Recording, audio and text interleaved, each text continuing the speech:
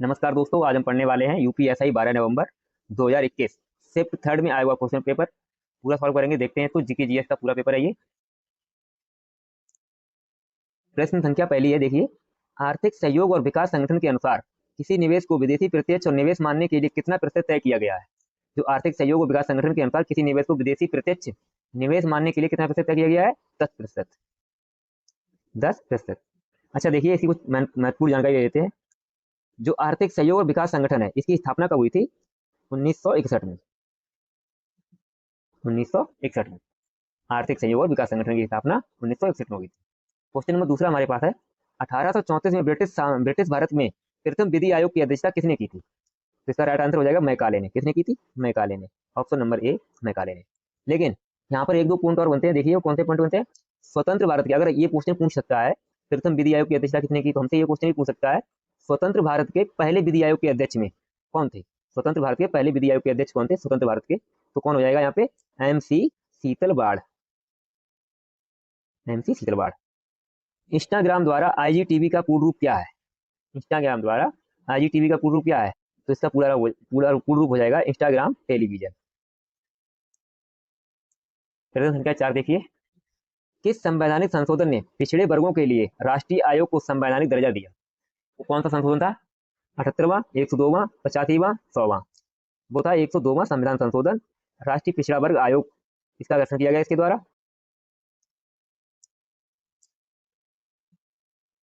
देखिए, जो राष्ट्रीय पिछड़ा वर्ग आयोग है, ये अनुच्छेद 338 बी के अंदर है। संविधान में 338 बी के अंदर क्या है? राष्ट्रीय पिछड़ा वर्ग आयोग। इसको याद रखना है मुझे। क्वेश्चन नंबर 5 देखिए, संयुक्त प्रांत का नाम उत्तर प्रदेश में बदलने के बाद इसके प्रथम राज्यपाल कौन थे? संयुक्त प्रांत पहले इसका नाम था, उसका नाम बदलने के बाद उत्तर प्रदेश में बदलने के बाद इसके प्रथम राज्यपाल कौन थे? उसके प्रथम राज्यपाल थे सर थॉमस फिरोजशाह मोदी। इसका राइट आंसर हो जाएगा 5वें का ए। छठा क्वेश्चन देखते हैं, भारतीय संविधान का निम्नलिखित में से कौन सा अनुच्छेद केंद्र और राज्यों के बीच वैधानिक संबंधों से संबंधित है? इसका राइट आंसर कौन हो जाएगा? 245 से 255। ये केंद्र और राज्य के बीच संबंध कौन बताता है? आर्टिकल 245 से 255। निम्नलिखित में से कौन सा भारतीय संविधान की राज्य सूची में मौजूद विषयों में से एक है? अंतर राज्य संगरोध नहीं, बीमा नहीं, जनगणना नहीं, पुलिस। पुलिस है, ये राज्य सूची का विषय है। अच्छा, राज्य सूची में पहले कितने विषय थे? राज्य सूची में पहले कितने विषय थे? 66, 66 विषय थे उसमें पहले। क्वेश्चन नंबर 8 देखिए, मानवाधिकार दिवस 2020 का विषय क्या था? ये 2020 का प्रीवियस क्वेश्चन है, 2020 का इसमें पूछ लिया गया, तो इसके लिए क्या हो जाएगा आंसर? इसका पहले क्या था? बेहतर पुनर्प्राप्ति, मानव अधिकारों के लिए खड़े हो जाओ, recover better stand for up for human rights. तो इसका राइट आंसर ये है, ऑप्शन नंबर सी। प्रश्न नंबर 9 है, भारत के लिए अनिर्दिष्ट भविष्य में स्वतंत्र उपनिवेश के अस्पष्ट प्रस्ताव की घोषणा किसने की थी? तो इसका राइट आंसर हो जाएगा option number C, Lord Irwin ने। कब की थी इन्होंने? 1929 में। अगला प्रश्न देखते हैं, संघ लोक सेवा आयोग के अध्यक्ष और अन्य सदस्यों के सेवा की शर्तें कौन निर्धारित करता है? जो संघ लोक सेवा आयोग है, उसके अध्यक्ष और अन्य सदस्यों की सेवा की शर्तें कौन निर्धारित करता है? कौन करता है? भारत के राष्ट्रपति। ऑप्शन नंबर डी, भारत के राष्ट्रपति। संघ लोक सेवा जो है, वो संविधान के किस अनुच्छेद में आती है? अनुच्छेद 315 में। RERA, रेरा शब्द का पूर्ण रूप खाली जगह है, क्या है? Real estate authority, real estate redevelopment authority, real estate review authority, real estate regulatory authority. तो इसका राइट आंसर हो जाएगा real estate regulatory authority. RERA का पूर्ण रूप क्या है? Real estate regulatory authority. Question number 12 है, नीति आयोग किस वर्ष में योजना आयोग के उत्तरवर्ती के रूप में स्थापित हुआ था? कब हुआ था? ये 2015 में हुआ था। कब हुआ था? 2015 में। 2015 में 1 जनवरी 2015 को। इससे पहले क्या था? नीति आयोग से पहले ये योजना आयोग था। देखिए क्वेश्चन नंबर 13 देखिए, भारतीय संविधान की उद्देशिका में अब तक कितनी बार संशोधन किया गया है? अब तक केवल एक बार संशोधन हुआ है, वो भी कब हुआ है? 42वां संविधान संशोधन 1976। इसमें केवल एक बार संशोधन किया गया है, 42वां संविधान संशोधन 1976 में।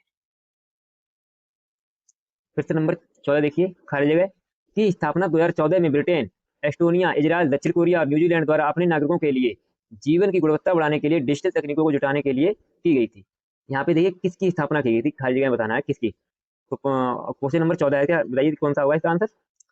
Democracy summit, digital global partnership, democracy train और डिजिटल नेशन। तो इसका राइट आंसर क्या हो जाएगा, डिजिटल नेशन। डिजिटल नेशन इसका राइट आंसर हो जाएगा।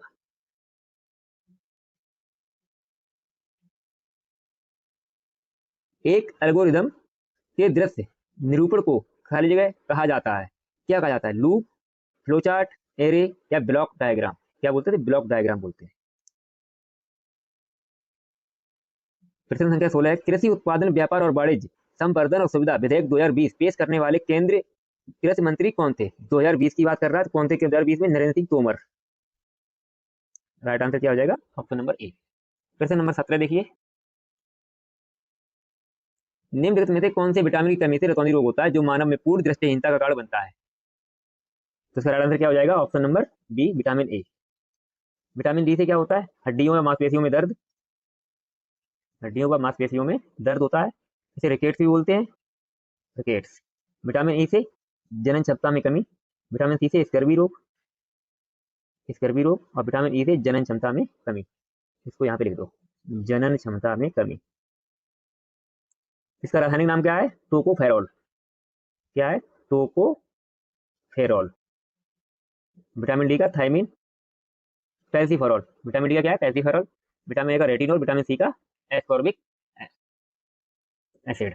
देखिए क्वेश्चन नंबर 18 है, कौन सी फसल जिसे गोल्डन फाइबर के रूप में भी जाना जाता है, हाँ, इसको नायलॉन द्वारा प्रतिस्थापित किया जा रहा है। तो कौन सी फसल है वो, जूट। जूट को क्या बोलते हैं, गोल्डन फाइबर। अगला प्रश्न हमारा है क्वेश्चन नंबर 19। देखिए, भारतीय संविधान में 10 मौलिक कर्तव्यों को निम्नलिखित में से किस वर्ष में जोड़ा गया था। जो भारतीय संविधान में 10 मौलिक कर्तव्य जोड़े गए थे, वो कब जोड़े गए थे, 1976 में। कब, 42वां संविधान संशोधन, 42वां कॉन्स्टिट्यूशन अमेंडमेंट 1976 में 10 जोड़े गए थे। 11वां जोड़ा गया था 1986 में।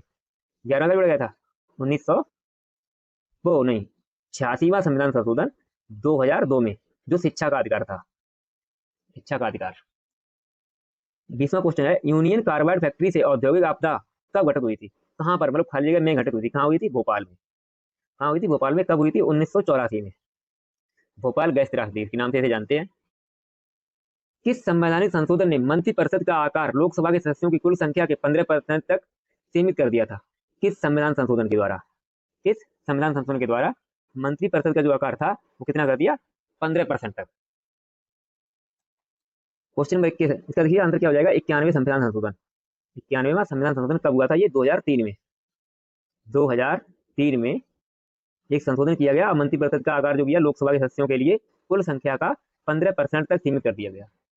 अगला क्वेश्चन है 22, PIL खाली जगह पर आधारित है, किस पर आधारित है, अधिकार न्यायशास्त्र पर, सामाजिक अनुबंध पर, सामाजिक इंजीनियरिंग पर। यही राइट आंसर हो जाएगा, ऑप्शन नंबर 3, सामाजिक इंजीनियरिंग पर। क्वेश्चन नंबर 23 है हमारा,